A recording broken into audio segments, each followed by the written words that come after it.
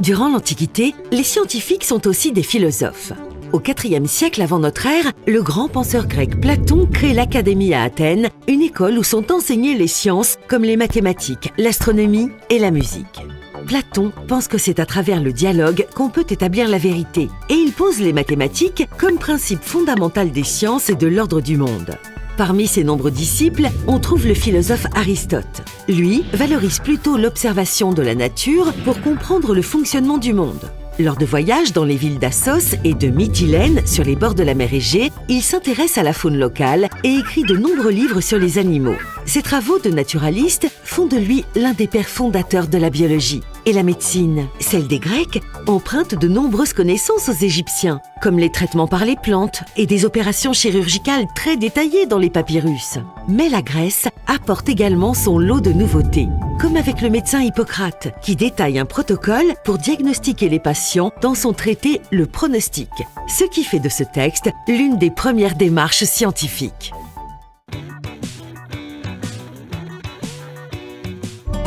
Dès le IXe siècle, les sciences connaissent un nouvel essor dans les pays arabes.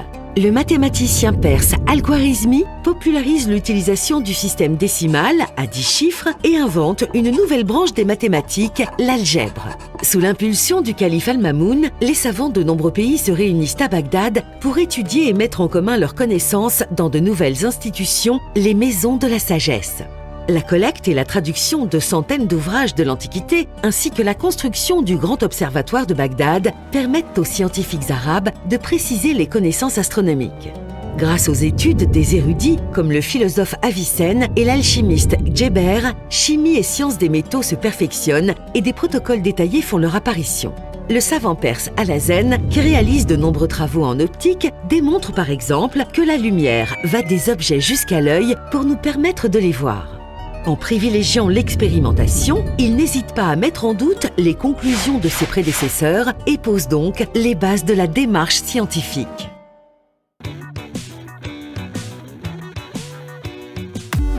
À partir du XIIe siècle, les défenseurs de la méthode expérimentale se font de plus en plus nombreux. L'érudit anglais Robert Grosseteste et son élève Roger Bacon reprennent et améliorent les théories d'Alhazen sur la démonstration scientifique.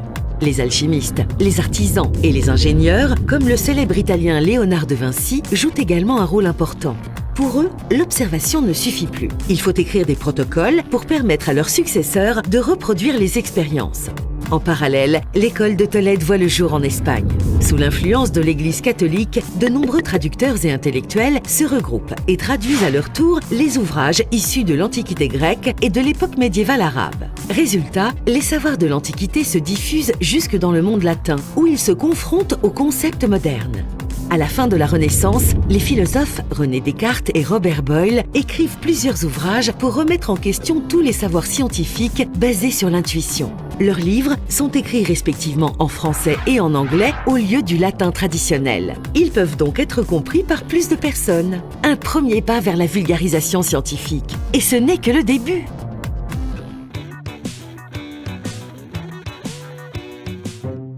Le XVIIe siècle est l'âge d'or des instruments et désormais l'expérience fait loi. On parle de révolution scientifique. En optique, l'invention du microscope par les Néerlandais Hans et Zacharias Janssen et ses améliorations successives donnent la possibilité aux scientifiques d'observer des éléments invisibles à l'œil nu, comme les cellules découvertes par Robert Hooke en 1665. Cet inventeur anglais est aussi à l'origine de plusieurs instruments dédiés à la météorologie, comme le baromètre pour la mesure de la pression et l'hygromètre pour celle de l'humidité. Il s'associe avec Robert Boyle pour créer la pompe à air, une invention qui prouve l'existence du vide et révolutionne la physique. C'est également une période importante pour l'étude des astres. La lunette astronomique, inventée vers 1609, est utilisée par Galilée pour critiquer le géocentrisme et promouvoir l'héliocentrisme et le mouvement de la Terre. Ce n'est qu'un siècle plus tard que ces hypothèses pourront finalement s'imposer grâce aux travaux d'Isaac Newton. Pour équiper toujours plus de scientifiques, les artisans fabriquent des instruments en grande quantité à la demande de nouvelles institutions comme la Royal Society de Londres et l'Académie des sciences françaises. Afin d'étendre leur influence, ces sociétés savantes commencent aussi à diffuser les résultats des recherches de l'époque sous forme de journaux.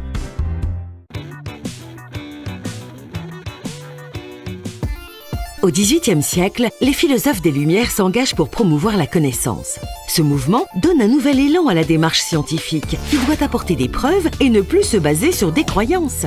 Dès 1777, les expériences du Français Antoine Lavoisier montrent que la matière est composée de plusieurs éléments, qu'on peut séparer ou transformer lors d'une réaction. C'est le principe de conservation de la matière. Il pose ainsi les bases de ce qu'est l'atome, qui sera mis en évidence au début du XXe siècle.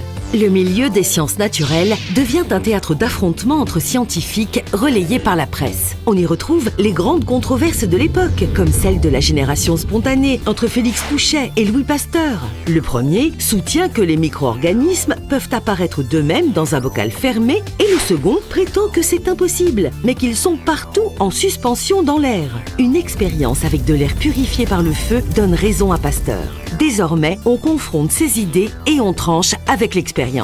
Avec l'emploi de la chimie, de l'électricité et du moteur à vapeur, des disciplines se développent, comme la thermodynamique et la géologie. D'autres émergent, notamment la génétique, avec les travaux du moine autrichien Gregor Mendel.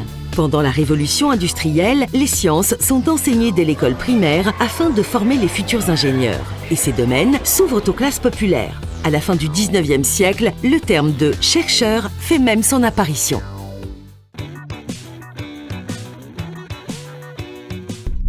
Au XXe siècle, la science se fait de manière collective. Les études scientifiques sont soumises au jugement des pairs, c'est-à-dire à d'autres scientifiques. Et toutes les expériences doivent être détaillées pour être reproductibles par d'autres équipes. En contrepartie, la publication dans des revues internationales et sur Internet dès les années 1990 permet aux chercheurs du monde entier d'accroître leur renommée et de faciliter l'accès aux sciences pour les scientifiques eux-mêmes et le grand public.